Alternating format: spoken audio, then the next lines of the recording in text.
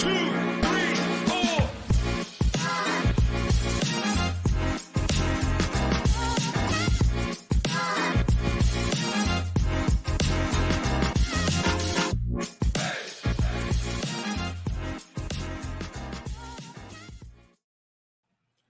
and welcome into the Cubs on Deck podcast. I am one of your hosts. My name is Greg Huss, and today I am joined for episode number 77 by Greg Zumach. Greg, how are we doing, man? I'm doing fantastic, and I just got to say, I know we're on episode 77, but that intro is always a banger. The folks can't see it, but I'm usually like dancing along as we go along at that thing. So it never gets old. I don't know. Maybe you do all the episodes, so maybe you disagree, but I think it's always I dig it. I'm like you said, 77 episodes in, and some free music online is always. I forget what I did like the first few episodes. I don't know that I used this intro. I have to go back and listen, but no, I think you're right. I think it debuted like a few in there, and that's definitely when things like hit their strides. Obviously, you're no stranger to the podcast in the Cubs prospect community, of course, but clearly, you hit the landing on the way out. So. Well, we got some good music going. We got. I gotta say, this is, if you guys are watching on YouTube, this is probably the best that we've ever looked live on the show. We're rocking our Travis Mathew gear from the folks over there, and I've got to say that we're not exactly the best looking crew on the podcast airwaves. We got a face for radio, but like they hooked us up here. Yeah, I mean, it was a super generous email. I couldn't believe it. I had to read it a few different times. And I mean, Travis Mathew is already nice stuff. Brian actually is the biggest Travis Mathew fan in the entire pod. And he was the one where we had like a little group chat going, of course, for the pod. I sent him the info on that, and he's like, "You got to be kidding me! Like, I'm wearing Travis Mathew right now." So, honestly, it's some pretty cool stuff. We'll probably be wearing it around just because I sent an email to the folks at TM, but like, it's instantly upgraded my Cubs wardrobe. So, pretty easy stuff to wear. All I had up to that point was just obvious shirts. So now I got the required outfits of obvious shirts and Travis Mathew. We're set. Yeah, I mean, if you're wearing that stuff, you toss in a Cubs jersey here or there. Honestly, you're pretty well decked out. So, hey, the folks at TM and Travis Mathew hit us up. We've got some great music. We're well dressed, and we're nearing the end of a really interesting Cubs minor league season. Like, I wouldn't say it's like an amazing. I wouldn't say it's bad. I think it's good, but like really kind of a weird, interesting end of the season with where we are in the system. I know we're going to dig in on that. If I know, so this episode we're gonna talk about the end of the Myrtle Beach and South Bend seasons, and we'll also talk about basically the system throughout the year. Baseball America has been updating their top 100 lists throughout the season. We'll kind of hit on that and where the Cubs have kind of gone over the course of the season with that, and then kind of wrap up just talking state of the system. But before we get into like the state of the system and the prospects specifically, it's like I think that if someone was to ask me, hey, like, were you happy with how the system went or how everything went this year? I'd be like, yeah, like it was fine. It was a weird season as far as like the wins and losses. It was weird as far as the prospects go, with the trades, with the like everything. It was just kind of a weird year overall. But it was honestly made for a really fun season to cover. Like I've talked about on the pod, on whether it's this podcast or the previous podcast I did, like I've talked about how by the time August and September rolls around, like honestly, like it's tough to record some of these episodes because like we're recording every week, and like I'm honest about that, where it's like we're covering the system all year long, and it's like I'm scratching and crawling, trying to get content on here on the podcast airwaves, and it just becomes a little difficult. This year, it honestly hasn't been as difficult. Like we've had different types of content throughout the entire year, so that's a positive, I guess. I'll chalk that up as a win. Yeah, I would agree. I mean, we'll get into some of the takeaways and everything. It's interesting because I guess if there's one thought of covering the system and everything else, it was the fact that there were different kind of little mini breakouts from so many guys. And we'll dig in on some, and that's fine. But like just an overarching, it wasn't the same person going like nuclear for 6 weeks and then there was nothing else. It was just all these little breakouts that showed some really good, encouraging things. And we talk about development isn't linear, right? That's the old Theo Epstein quote and everything. But like, it is interesting how many folks had these somewhat impactful breakouts, and we'll dig in on some. And now the fun of it in the off season, in the October, November, December time, is we kind of ramp up, get our rankings ready, and dig in with coaches and folks external and internal, and just our own personal thoughts on that. Is okay, so like, which of those breakouts was real? Yeah. Like, when do we believe in? Because they're not all going to be right. Like, that would be like superhuman, but like, what is going to be real, what is going to be not? And honestly, I'm just going to have to spend a lot of time reflecting on it. Yeah, it's gonna be tough, and I think that's actually a good transition into talking about Myrtle Beach, right? So Myrtle Beach, we're recording this on Sunday night, and Myrtle Beach wrapped up their season today. They Yeah. won 8-0 against Fayetteville, ended their season with a record of 62-67, which I don't. Let's look at the Myrtle Beach season as a whole. We'll get to South Bend here in a second, but like I think you can kind of categorize the success of Myrtle Beach as some unexpected breakouts over the course of the season, right? Yeah. Yeah, I think so. Names that if you asked folks who were like really cued into the system, they've heard these names before, they've thought about it, but if we were going to talk about household names, they really weren't there. Hmm. And I mean, a guy like Alfonso Rosario, right? Like, he was somebody we talked about in the draft. He was somebody that Lindis, the Cubs area scout, drilled in on. Cubs VP of scouting, Dan Kantrovitz, was very effusive of praise about how well she did on that. That was somebody we were talking about last year. But I wouldn't say that if you tossed that name out to folks that even pay attention to the system, that it was somebody that they immediately were super cued in on. Well, he had a really strong season. There's definitely areas of development. And I think, Brian Smith actually had a really, really good kind of mini thread on Alfonso Rosario out there today. I'm pretty sure it's just on Twitter, but like, that one was really, really interesting, talking about his development. But like, that was a really solid full year somewhat breakout. Yeah. But then we had like a few of them that were a little bit more under the radar that were still like really interesting. Yeah. Alfonso was the big guy over the course of the year, but then you throw in a guy like Ariandes Ramon, who he kind of hit the ground running and became, I think that for prospect nerds out there, fell in love with Ariandes Ramon, not only from what he was doing during his time in Arizona, but I think that's when people started getting excited about Ariandes Hmm. Ramon was in Arizona, and then he just hit Myrtle Beach and just took off, just hit the Yeah. ground running as soon as he got there. Cooled off eventually, but you're talking about a guy that was not on hardly any radars to begin this year, and now, I mean, I don't know, like he's a top 30, like he's warranting top 30, top 20 discussion in the Cubs farm Yeah. system because of what he did in Myrtle Beach this year, and so he's a guy that really caught my eye. I think Jose Escobar is another guy that really caught my eye towards the end of the season.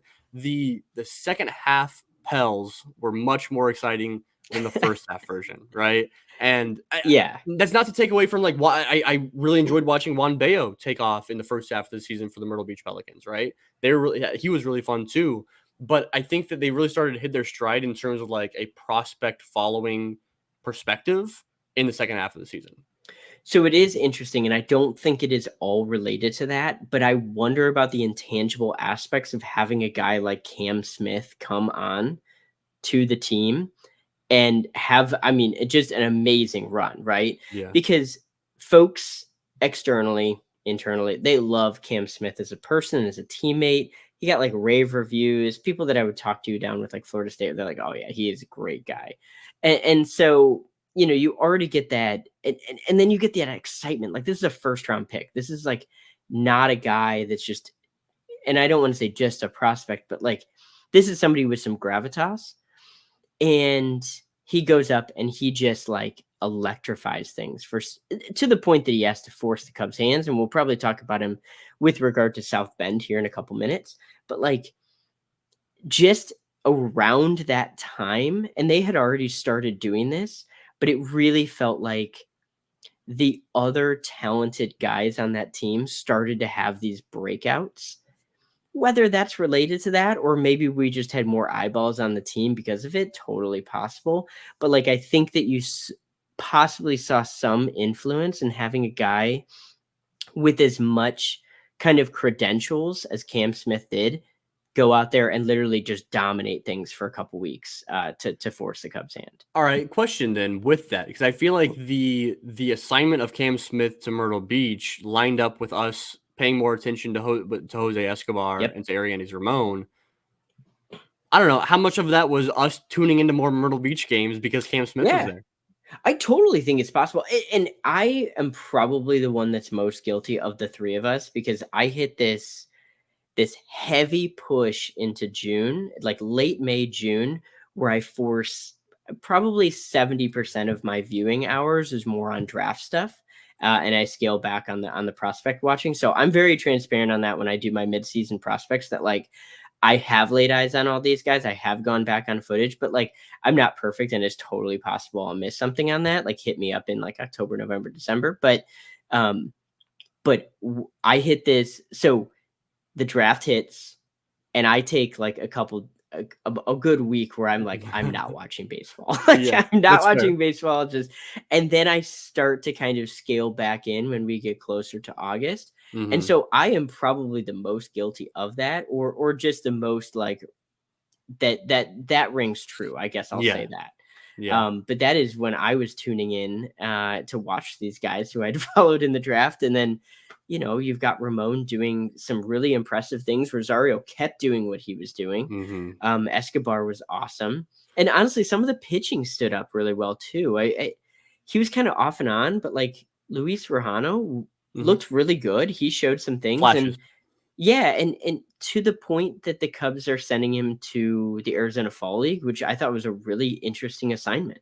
Yeah, yeah, I agree. I one last name I want to throw out there with the Myrtle Beach Pelicans this year was a guy that spent almost. I mean, he spent a good chunk of the season there. He ended up getting 254 plate appearances in Myrtle this season, and that's Leo Espinoza. I know that we've Oh kind of yeah, thrown him in from time to yeah, time, but when he returned, I think that was midsummer back to Myrtle Beach. From that point on, he was the leadoff man for the Myrtle Beach Pelicans and a damn good one at that, right? This yeah, season, he ended up putting up a line of he got a 811 OPS over the course of the season, and that's getting off to a not a great start to begin the season either.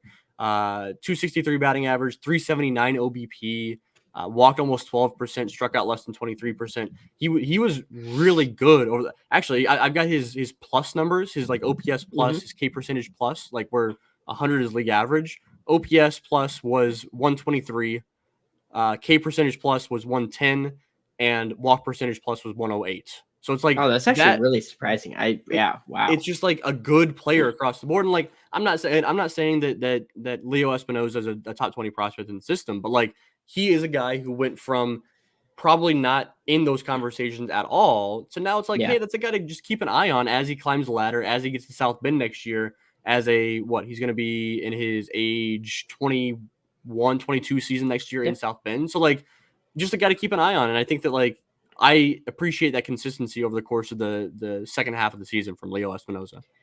Well, and the Cubs are going to need those kind of breakouts. I mean, we'll talk about it when we get to the system, but like they're going to need those guys that aren't the heralded top, 5 overall signing bonus in the IFA, top 2 round kind of draft pick. They need the people that don't fit into those categories to Yeah. really pop. At least like one person to kind of really pop. So you never know. I mean, those guys have just those awesome on base percentage skills. I that's really exciting. I haven't paid attention to his numbers as well as I probably should have because those definitely did surprise me. Another guy that I think we'd be remiss if we don't at least mention, but Christian Hernandez. Yeah. Yeah. He came in with so much hype a couple years ago, had some struggles, especially with the plate discipline, the swing and miss. He looked a lot better this year. It's not a completely finished product.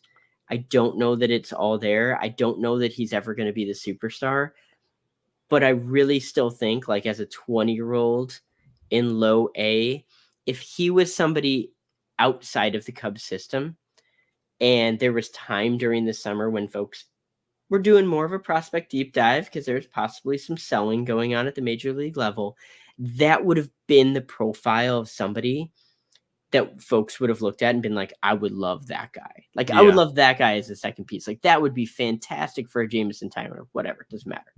And it's this previous super hype guy, had a struggle, fixed some things, actually had a tangible change in his mechanics, which always makes Yeah. you feel a little bit better. And it's not quite all there, but boy, he still does show some skills. Well, it's not only a change in his mechanics, but a change in like the way the numbers look and the results look entirely, right? And at this point, Christian Hernandez is a guy that is hitting for contact and getting on base. Like he's got he has as this year a 375 OBP. Yeah. He's walking better than almost anybody in the Cubs farm system this year. He's walking almost 15% of his plate appearances, which is Yeah. a crazy high number, but hitting for no power at all. Yep. 382 slug. That's what his ISO is 121, which is like super, super low. So I guess my question for you with Christian Hernandez, who kind of bridges this gap because he ended the year in South Bend, started the year, spent most of the year in Myrtle Beach. If you're looking at Christian Hernandez, and I feel like still so much of like who he is as a prospect is propped up by his initial signing as a top international free agent signing. But like, would you be looking even more positively at Christian Hernandez had he not been that, and he kind of broke out of nowhere, and now he's this guy? Like, because we have this expectation where he was a crazy high international free agent signing in terms of the hype, but like we also pictured him as like this big power guy that's like a big power guy, great defense, like some speed, like Yep. all these like super crazy skills that like jump off the page. But now imagine him as a guy that was not a top international free agent signing, and he's putting up these great OBP numbers. He's putting bat on ball, and we would just be saying, "Oh, if only he could add a little bit more power." I think that like our mindset would change completely on what Christian Hernandez is. I don't know if I view him better than the big IFA guy he was, but like definitely differently. Yeah, and I mean, this is the person that I bid in on two guys post 2022 that I was super, super high on. One of them I feel pretty vindicated on. I got a lot of flack for putting PCA number 2 in the system post 2022. So I felt pretty good about that one. But in that top 5 was Kevin Made. And it was it wasn't to the same hype degree as Christian Hernandez, but he was, like a bigger international free Yeah. agent, right? Like he didn't come out of nowhere, but he wasn't. Was Mate with Quintero? Ronnie or No, Quintero?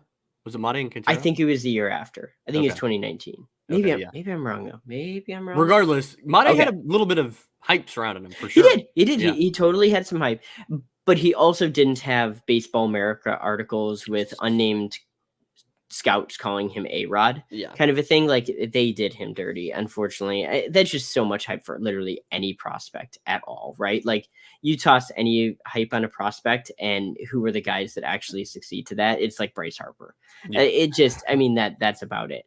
So I don't know if I necessarily would prefer one or the other. I think I'm fine with where he is. I'm fine with him not being a heralded guy because if nothing else, I believe that there are people in different organizations, probably some within the Cubs too, who still look at him and say, I saw him when he was 14 years old, 15 years old, and we wanted to get him agreed to, signed, and I saw a superstar. And I still think if though having people in organizations that felt that way is still better to have than not to have. Yeah. So I guess Yeah. I'll go with that. I think that Christian, you look at him and he's ending the year as a 20-year-old guy in high A. He's going to start next year, his age 21 season in high A, and will very likely, if everything goes to plan, end the year 21 years old in the high levels of the minors in Double A. Yep. And regardless of how he got there, that's fun. That's an exciting prospect. So and still looks like he can play middle infield, shortstop. For I mean, sure, that's yeah. also the thing too.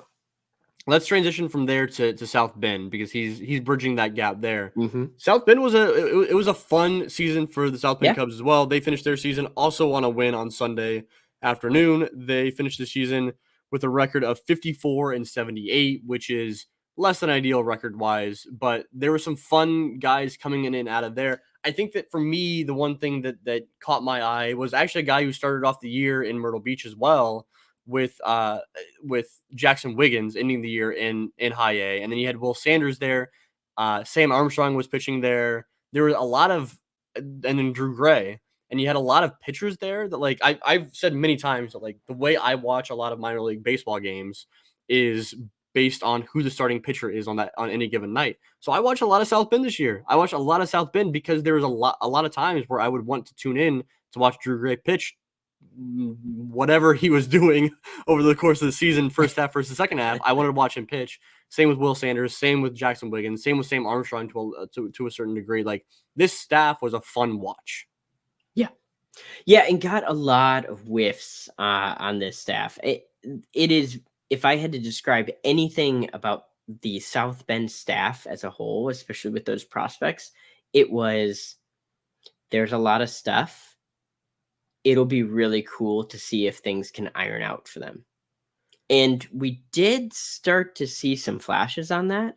And you brought up Jackson Wiggins first. So I will be very transparent. When I did my shadow draft last year, which there'll be an update coming here shortly, I didn't include Jackson Wiggins. Again, some of these shadow drafts, if you're not familiar, I basically redraft within like a month or so of after the Cubs drafted.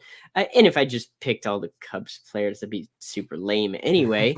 Right? Like, why even read that article? Yeah. But Jackson Wiggins was a guy that I had folks internal to the Cubs organization were like, this guy is a stud. Like, you didn't see him pitch in the fall. He's amazing. And I was very skeptical of the control. I definitely think the command isn't there yet. The control was substantially better than I thought it was going to be entering pro ball.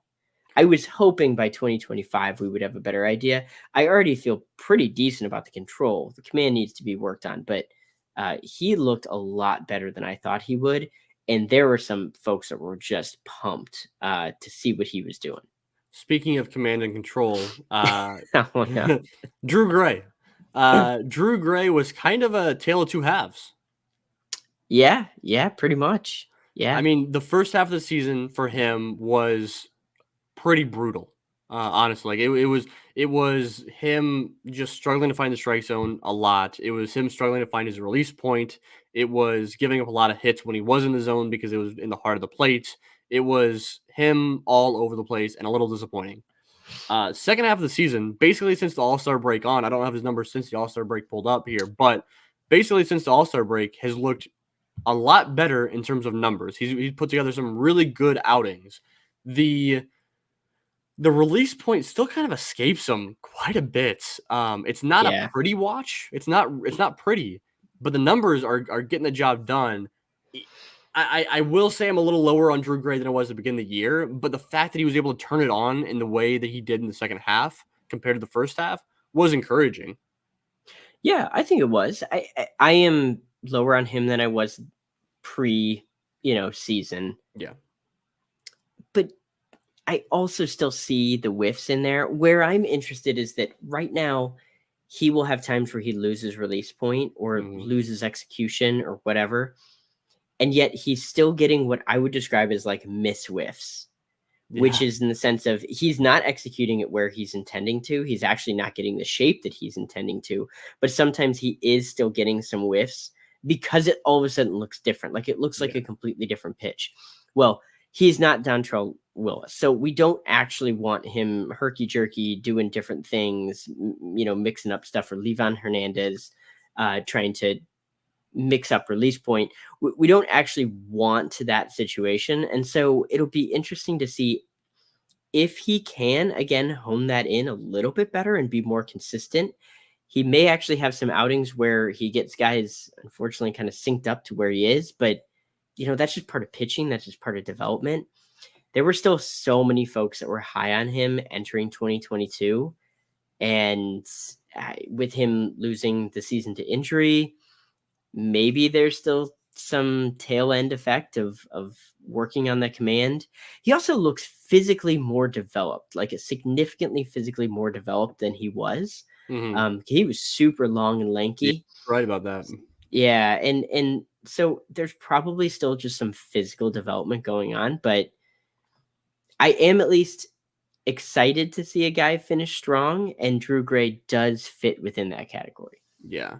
I wanna ask you about a position player because Mhm. Pedro Ramirez spent his entire year in South Bend, and Yeah. Pedro Ramirez has a lot of fans. There's a lot of fans that look at Pedro Ramirez, and what he looks like is a kind of a smaller, a little bit stockier second baseman, maybe third baseman that hits a ton, right? 284 batting Yeah. average, which was maybe the tops in the system this year.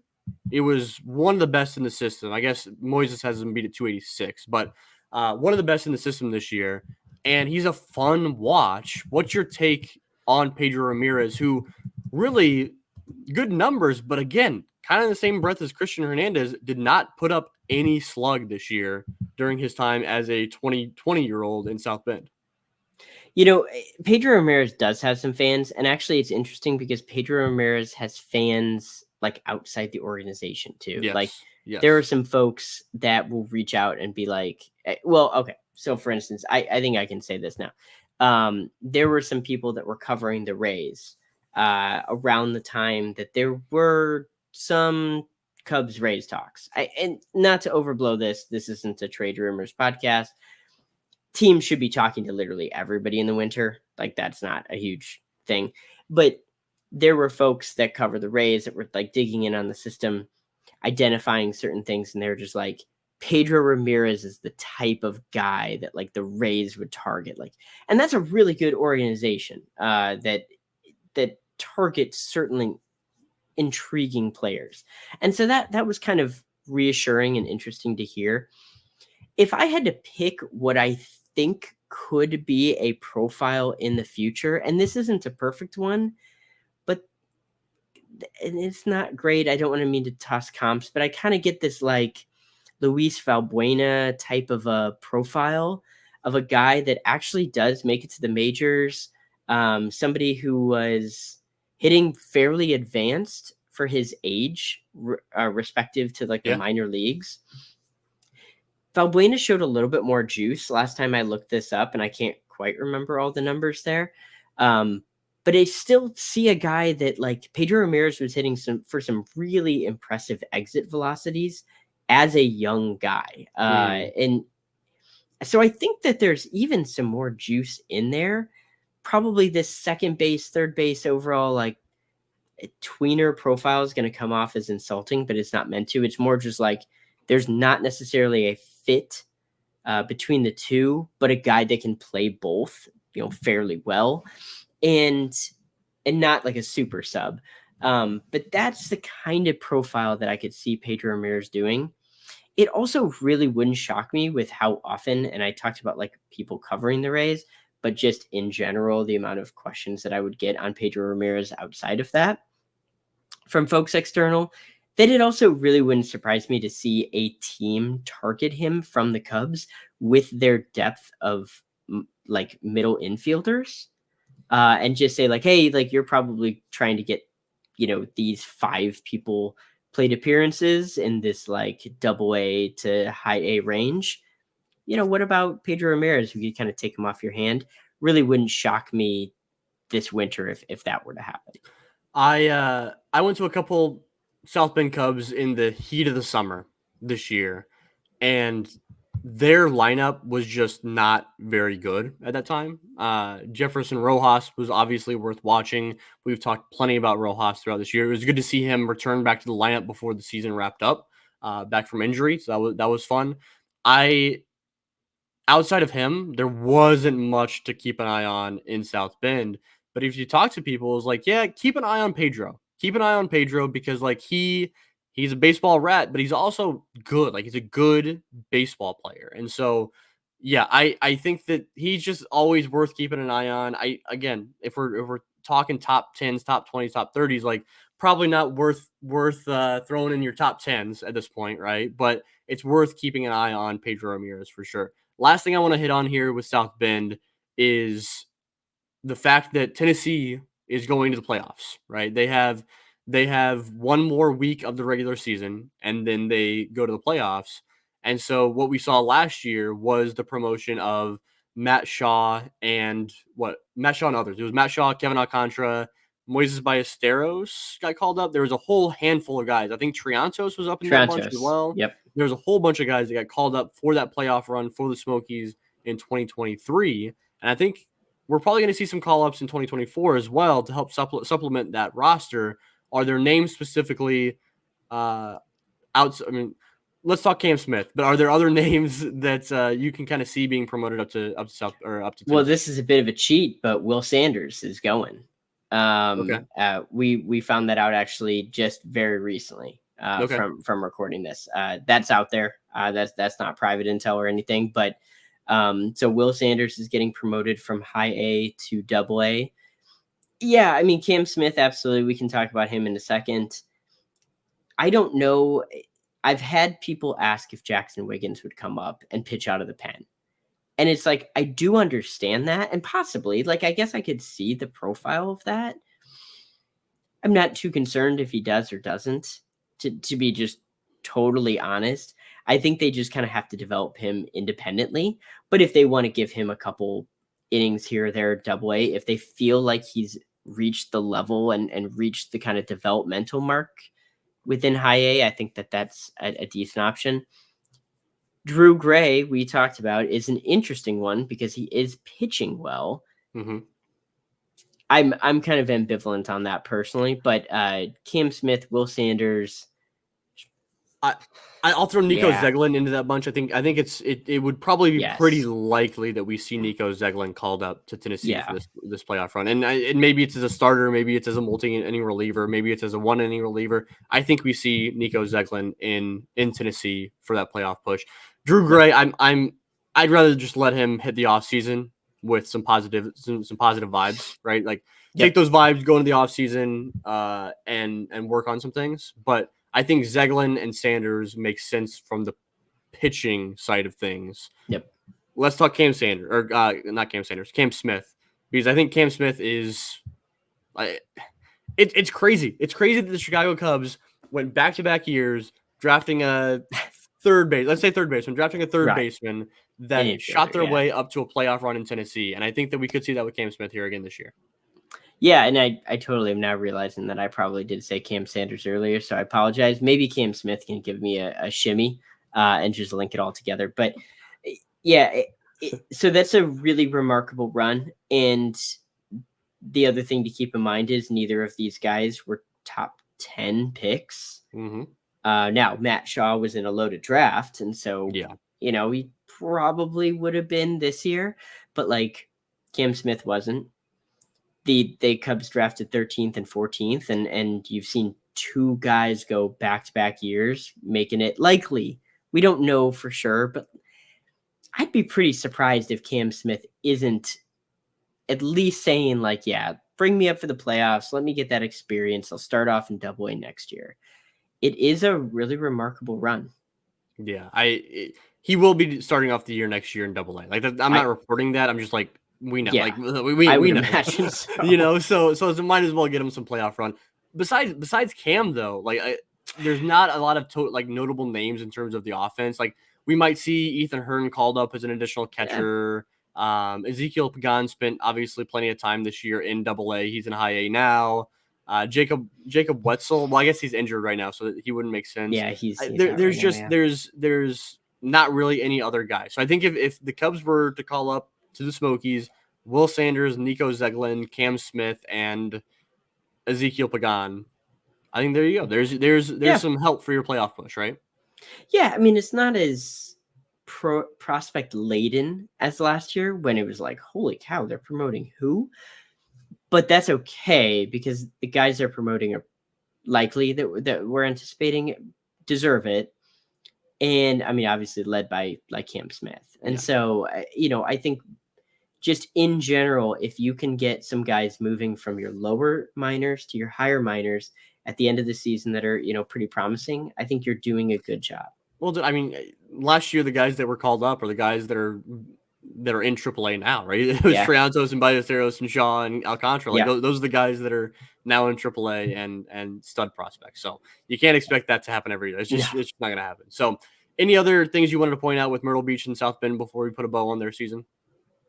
It was fantastic following them. I just want to give a huge shout out to the folks who called the games. Yeah. I know that you've had them on there, and obviously, if you want to introduce them real quick here, but Max and Sam, I mean, just folks in general, I think they did a really, really fantastic job.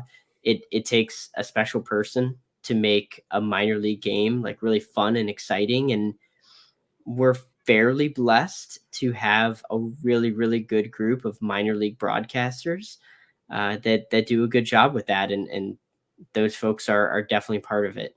Yeah, we gave Max our send off last week on Yeah. last week's episode because he's been incredible at his job. BK Oh, has BK, done absolutely. Yeah. has done it in South Bend for the past however many years that he's been there, and he's killed it. And Sam Wiederhaft has been a stud since the moment he entered the Cubs system as a broadcaster. Right, he does a great Yep. job with the Pelicans. He does a great work over with Coastal Carolina as well down there in South Carolina. But yeah, shout out to those guys because they are the best. We'll definitely have those folks on the pod throughout the off season because they're just fun to talk to, fun to have conversations with, and I mean talking is what they do for a living. So they're always good to get on the show. That's for sure. All right, man. Let's talk Baseball America because I think that so they came out with their final season update. The way Baseball America did their prospect list, their top 100 prospect list this year was unique compared to most years. They released a preseason prospect top 100 in January of this year. This was before the season started. That was their top 100. And then as the season wore on, they continued to update. They updated in April, May, June, July, August, September. Each month throughout the season, they provided updates. And while I there's a reason why I don't update mine every month externally because it it sometimes can come across for me like on my end as a little reactionary, but what it makes for is terrific. It makes for a lot of fun to look at now as the season's over, to look at how the Cubs players have progressed in top 100 rankings throughout the year. And so I just kind of want to take a look at those rankings throughout the season. Maybe not, we can look at each individual player, we can look at the system as a whole, but I think it's worth pointing out as we're looking at these guys where the Cubs system sat in January in their preseason rankings in the top 100 because to start off the season, the Cubs only had 5 players rank in the top 100 for Baseball America's top list. They had Pete Crow Armstrong ranked 18th, who has since graduated. They had Cade Horton ranked 24th. They had Matt Shaw at 31. Michael Bush was at 43, who has now since graduated, and Owen Casey was ranked 47. They had nobody else in the rankings. All 5 guys they had were all top 50 prospects in all of baseball, which was super, super impressive. At the time, the Cubs, I think that Baseball America had them as a top 5 system in all of baseball at that time, obviously. That was without Jefferson Rojas, without Kevin Alcantara, without Moises Ballesteros, and without James Triantos, all of which they ranked at some point throughout the season as the season wore on. So, I guess what's your looking at those 5 guys specifically and looking at PCA and the graduation a few months later and Michael Bush and his graduation a couple months later, like how do you view what they originally had the rankings? And we'll kind of go on throughout the summer on how it wore on. Yeah, so I mean, it's a little bit of a goose rankings because of Michael Bush. So Yeah. like he literally needed to have one game to lose his prospect status or something crazy Mhm. like that. So, in a way, I viewed it as them pretty much just having 4 prospects. And in that ranking. Now, I did think that it was underselling certain things. For instance, if you match up with like folks like Kevin Alcantara, Moises Ballesteros, James Triantos, like really just not viewing them in the same way. I understand it, but I would say that maybe was a little bit light on some of those folks, and really in a way, it was a very top heavy system, like in that viewing. And we saw what happens when you just get natural graduations, which is the good thing. Like when you go down in prospect rankings because your guys are playing in the majors, that's really good. Like you're totally fine with that, right? Like every organization in baseball would gladly take the kind of production that they got from Michael Bush and the production that they're now getting from PCA, like really turning it on. I think folks are totally okay with that within the Cubs system. Where you don't want to see it is unfortunately Cade Horton, get knocked down to injury, which is always a risk in these situations. So I would say where they started, it was a little bit of a goose ranking, but it felt fine in the aggregate. It's just that I think that they missed a guy. And that's probably where I would overall sit with it. But I come from a heavy bias on that. Yeah, well, I mean, I think it's interesting. So they did come out with the April rankings, Mm-hmm. which were still basically preseason, and they still had the same 5 guys, but just kind of mixed around a little bit. Essentially, it was the same ranking. Yeah. Then May rolled around. Obviously, you saw Michael Bush off the list, but then you saw the introduction of Jefferson Rojas in at number 47, which was Yep. an extremely aggressive ranking. Obviously, at number Yes. 47, and then Kevin Alcantara and Moises Ballesteros both cracked the top 100 at 91 and 93. So you lost a guy in Michael Bush, you gained 3, and at that Yep. point, the system it seems full steam ahead. PCA was still holding his ranking in the top 20. Mm-hmm. Cade Horton had actually bumped up a couple spots by the time Yeah, May he was rolled still around. pitching at that He was point. still Yeah. pitching. He was up to 22. He was a top 22 prospect in all of baseball. Yep. Matt Shaw entered the top 30 at that point. Owen Casey was all the way up to top to 40 overall. Like that, May and June were the best months in terms of the way that Baseball America viewed the Cubs system, and really probably the way I viewed the system as well. Yeah, I think so. And this is, May is tough because May is kind of when I was like in the heat of Yeah, watching games. So for me, this is where I left some of it. We're still yeah, at that true. like height, and so that's why I have to be honest with myself about not having as much time to kind of dive into the system in that like June, July time. But that's the heat of it, right? Like that's Horton at his maximum of last year. That's with PCA still doing some pretty good work. I don't want to rehash everything you just said. It didn't even include James Torontos at that point, I don't No, think. James Triantos did not enter the list until July. Okay. So June was the month that the Cubs had the best system they had all year in terms of like Yeah. the Baseball America Top 100 rankings. So I basically tallied the first overall ranked prospect got 100 points. The 100th ranked prospect got 1 point. And so I did that. How we typically do, like that's how we aggregate our rankings over at Northside Bound as well. So basically, you get a point system. June saw the most points as far as the Cubs system, and that was mostly because PCA, Cade Horton, Matt Shaw, Owen Casey held their rankings at that point. Jefferson Rojas bumped up to 40th overall in baseball. And then, more importantly, Kevin Alcantara jumped from 91 to 64, and Moises Ballesteros jumped from 93 to 62. So at that point, you had 1, 2, 3, 4, 5, 6, 7 prospects ranked in the top 64 in all of baseball, and like that's amazing. That's incredible. That was it right there. That was what we were hoping for entering the season, and it hit. It happened. We were excited. We love to see that. It Yep. was as good as it got. It was. And you still saw, as you just were talking about, you still saw like Toronto's add the list later, but we saw PCA naturally fall off because he lost his ranking or eligibility. We'll just say eligibility. And the Cade Horton injury really impacted things.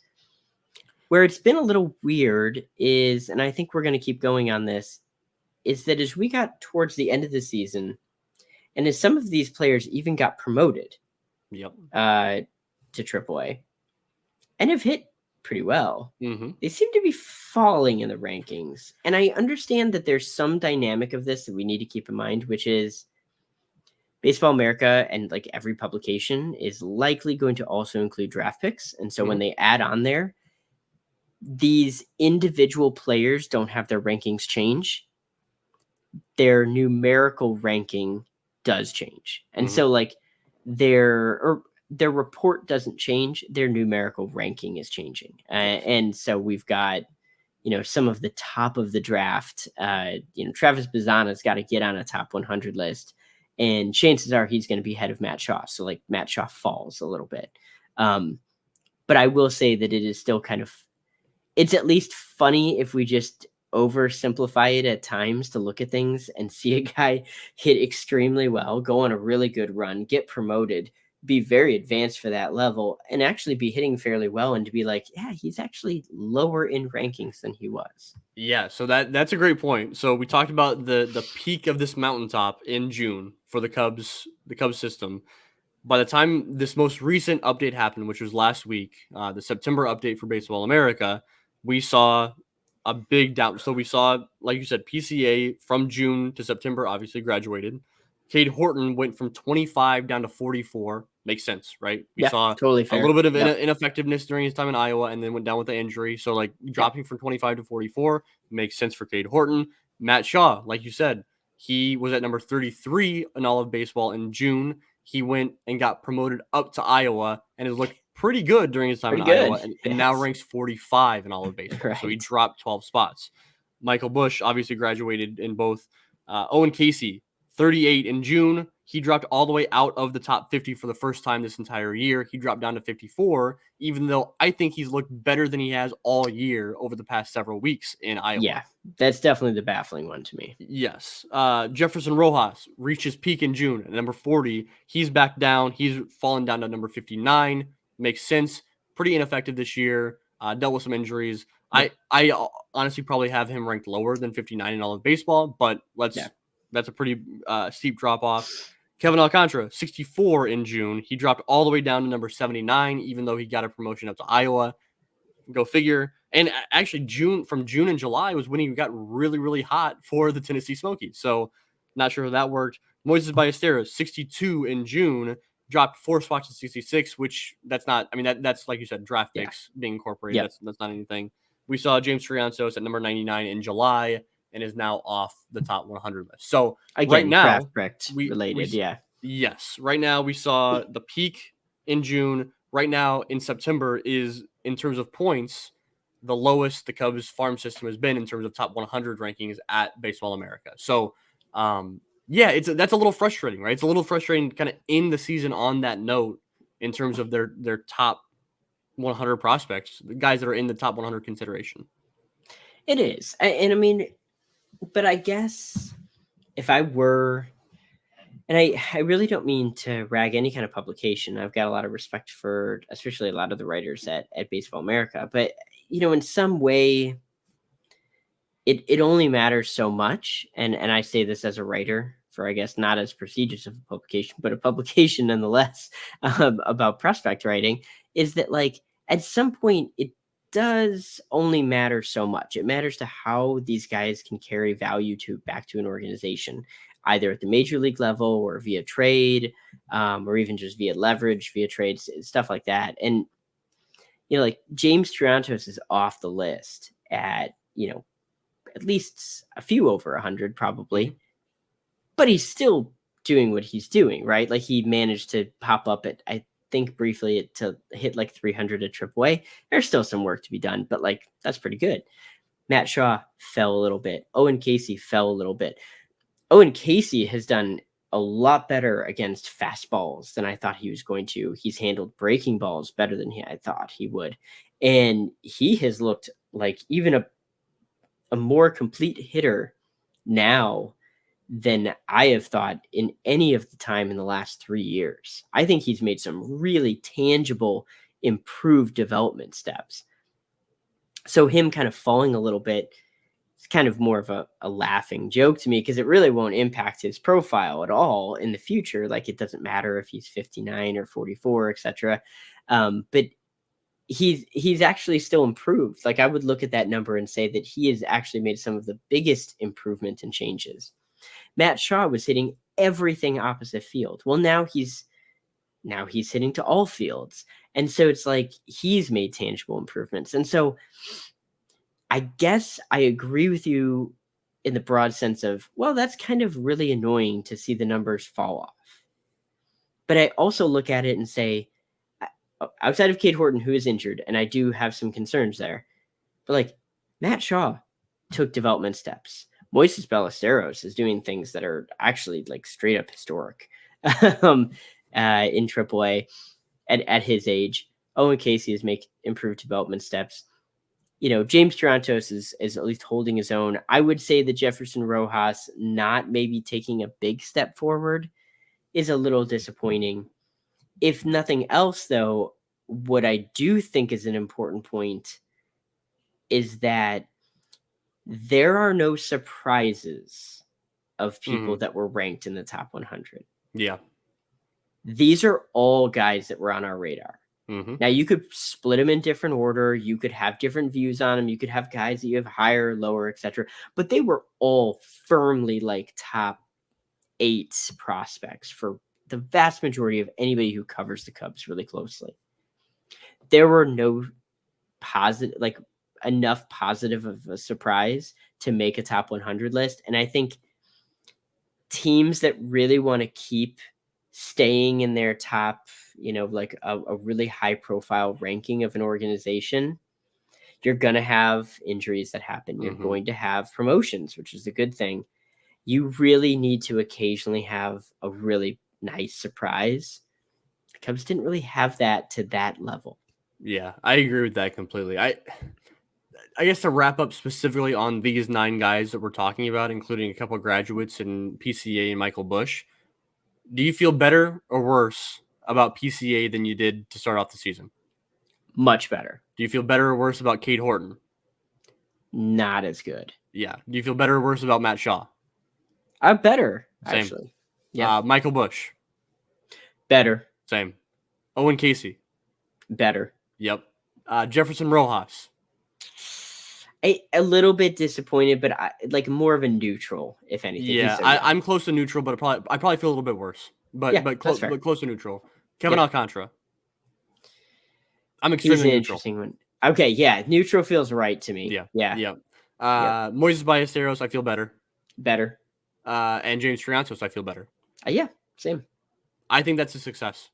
Yeah, Right? Like that is of your top 9 of your top 9 prospects, young guys, right?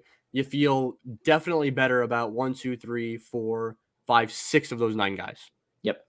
Like definitely better. And you'll take that. And while we don't need to forecast this too much, and while we have already talked about him, I would be very surprised if Cam Smith does not find himself on top 100 rankings. Yep. Yep. Because of how the draft works and how industry publications look at rankings, it would have been very surprising to see a guy drafted where he was be immediately put on a top 100. Mhm. Like Mhm. Matt Shaw wasn't. But then the folks that go out there and they hit and they show different things in pro ball, they're the ones that usually make it. I would be surprised if he's not a top 100. So if nothing else, that's a really good immediate set of value added back to the organization within those rankings. You would be surprised if he's not a top 100 guy by when? Oh, whenever they update, like at the end of the season. Yeah. I mean, I don't remember when Pipeline updates theirs postseason. It might be January, so it might be a while for That sounds for right. Pipeline. And I don't know what Baseball America is going to be doing, but I'd be pretty surprised if entering 2025 he's not on at least a couple top 100 lists. Mhm. Especially if Mhm. I guess let's see what he does in Double A. But I mean, if he even just looks, pretty solid out there, he showed you that what he was doing at FSU translated. And I think that is the important thing. There are still some development steps, but that's okay. I Mhm. don't have any concerns. I'd actually still be surprised if he's not on lists by 2025.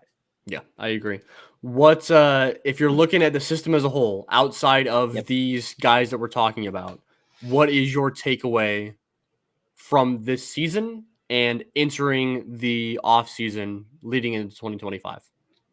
The Cubs have very clearly, and I think they've even said this. I think this is a Jed Hoyer even saying this, is that they were not focused on adding like flyer type guys, lower level guys that maybe something, if it works out, they pop, and taking away from the major league level. They are very focused on the major leagues.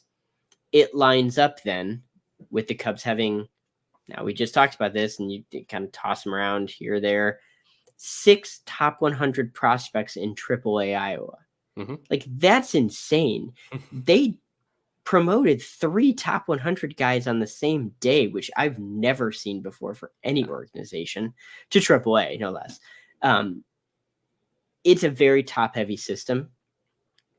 The Cubs are putting a lot of pressure on their scouting and player development to the lower levels. It's a top-heavy system in 2 different ways. It's a top-heavy system in the fact that you have these top 100 type guys, and then a lot of question marks underneath that. But also top-heavy in the fact that you have those top 100 guys in AAA. And then like the it's top-heavy in like they are at the upper levels of the minors as well. And so like what that opens up to me in my eyes is for prospect nerds like this, not for looking for the major league team, but for like our coverage, it makes it a little exciting, right? Like going into next year, we're entering a season where we're going to be paying attention to the big prospects that are likely starting off the year in Iowa. Like we're likely seeing Kevin Alcantara, Owen Casey, Matt Shaw, James Triantos, Moises Ballesteros, Cade Horton, all starting off the year next year in AAA Iowa again, right? And unless something happens, there's an off chance. Trades. Well, yeah, true. Well, yeah, unless they're not in the system. But I would doubt that we see them start off the year in Chicago next year. And so, like, we're going to have our eyes close on that, just waiting for those promotions. So we can say, here you go, Major League fans. Here's your guy, right? Here are the guys that you've been waiting on. They've arrived.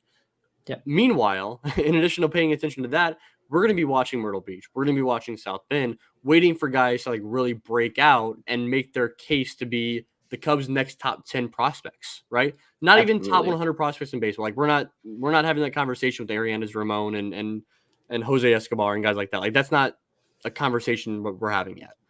But with all those 6 top 100 guys, as they graduate, they got to be replaced in the Cubs' top 10 somehow, some way. And so, is it Alfonso Rosario makes a case for like being a top 3 prospect in the organization? Does Jackson Wiggins really take off next year? Does Will Sanders is he more of the good Will Sanders that we saw this year versus the bad Will Sanders? And does he put on good weight in the offseason? And next thing you know, he's a top 10 prospect, no doubt, in the Cubs system. Like, who states their case as the next top 10 prospect in the Cubs organization next year? That's intriguing. And there are players in Arizona that could really, really, really take off. And not even just like recent draft picks, though, you know, guys like Ty Southerton, Ronnie Cruz certainly could make a case for that, amongst a few others. But they have a really interesting group in Arizona this year that is likely going to be making their way, at least a good amount of them, up to Myrtle Beach. Some are still quite young, but we saw Jefferson Rojas kind of fit that profile of a guy that was hitting really well in Arizona and, you know, looked really good in spring training. Cubs instructs people believed in him. He made a very quick case, and then boom, he is a top 100 prospect at the end of the year. So it isn't even out of the realm of possibility that we see somebody that wasn't even in our Myrtle Beach South Bend discussion force their way up there. Angel Cepeda, still a big fan of that guy. You know, Melendez, you know, we could kind of keep going on and on. Fernando Cruz, I guess, could kind of take that big of a profile. Heck, I hope Baseball America doesn't do it unless it's really warranted, but that would be the publication that would not surprise me to see Fernando Cruz just hitting in spring training and pop him up there. But the point is that the Cubs are going to need some of these lower level guys. I completely agree with you. It is going to be a lot of fun to cover it. I'm hoping we see these breakouts that just are exciting and form that next wave, so to speak. Yeah, I think that this year just was kind of an appetizer for what should be a really fun year for you and I. I mean, next year, like we're Cubs Major League fans, and I think that next year should be really fun at the Major League level. I think it should be fun in terms of prospect promotions up to Iowa or up to Chicago, and it should be fun just covering the system as a whole. So this year was great. It was. I don't want to gloss over the fact that this has been a great year as far as Cubs prospects go, and this year is not over yet. Right? We're talking kind of. It seems like we're talking finalities here, but like there's still action to be had. There's still all those top 100 prospects are still playing in Iowa for the next couple of weeks, and I don't want to gloss over the fact that this was a successful year, albeit not a wildly successful year in the Yes. Cubs farm system. It was there were things to latch onto and get excited about, and I think that's fun. Yep, I agree. I mean, I really think the only thing missing from this season was not getting Kate Horton up.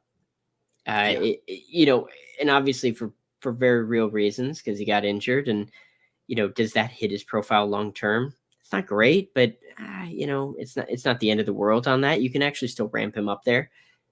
That's probably the only thing I'm missing. That's the only yep, thing I was really, really hoping for, and that sucks.